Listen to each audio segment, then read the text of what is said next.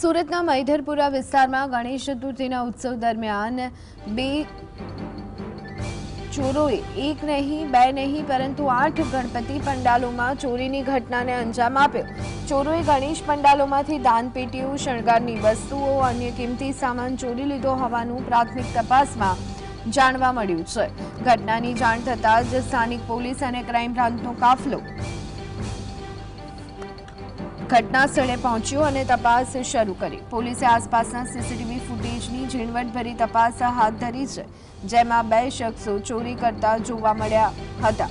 મૈધરપુરા પોલીસે સીસીટીવી ફૂટેજના આધારે શંકાસ્પદ વ્યક્તિઓની ઓળખ કરવાની કવાયત હાથ ધરી છે।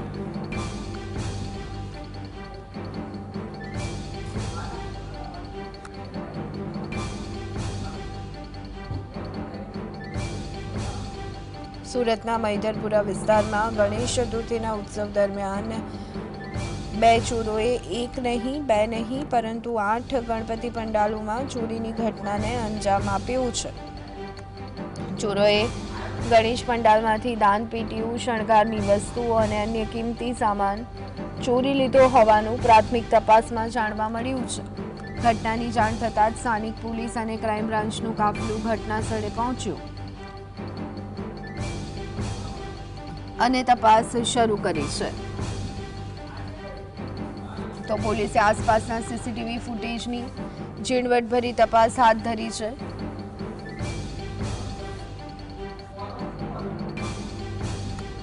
અને આ તપાસમાં 2 શખ્સો ચોરી કરતા જોવા મળ્યા હતા। મૈધરપુરા પોલીસે સીસીટીવી ફૂટેજના આધારે શંકાસ્પદ વ્યક્તિઓની ઓળખ કરવાની કવાયત શરૂ કરી છે।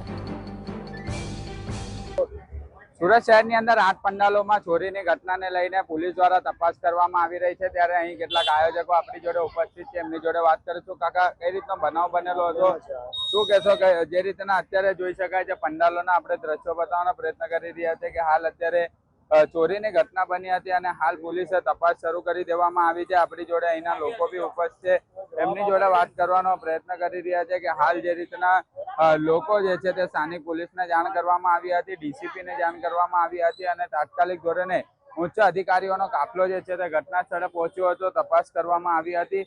ત્યારે અહીંના સ્થાનિક લોકો ઉપસ્થિત છે, એમની જોડે પણ વાત કરવાનો પ્રયત્ન કરી રહ્યા છે। કઈ રીતનો બનાવ બન્યો હતો?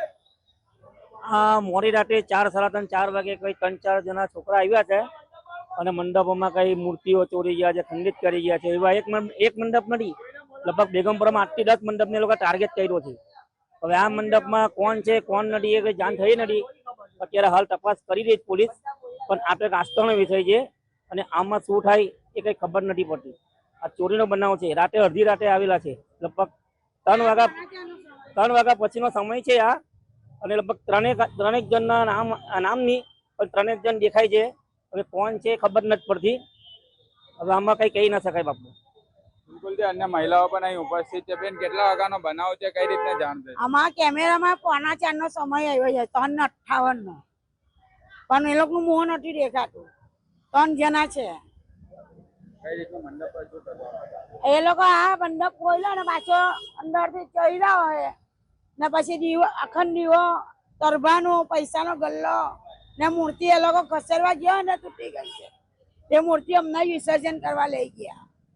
બિલકુલ, જે રીતના ચોર ઇસમો આવ્યા હતા અને કેટલાક પૈસાની ચોરી પણ કરવામાં આવી હતી એવું સ્થાનિક લોકો જણાવી રહ્યા છે। અને જે મૂર્તિ ખંડિત કરવામાં આવી છે તે મૂર્તિ અત્યારે વિસર્જન માટે લઈ જવામાં આવી છે, પરંતુ સુરત પોલીસની ટીમો અત્યારે કામે લાગી છે। અલગ અલગ સીસીટીવી ચકાસવામાં આવી રહ્યા છે।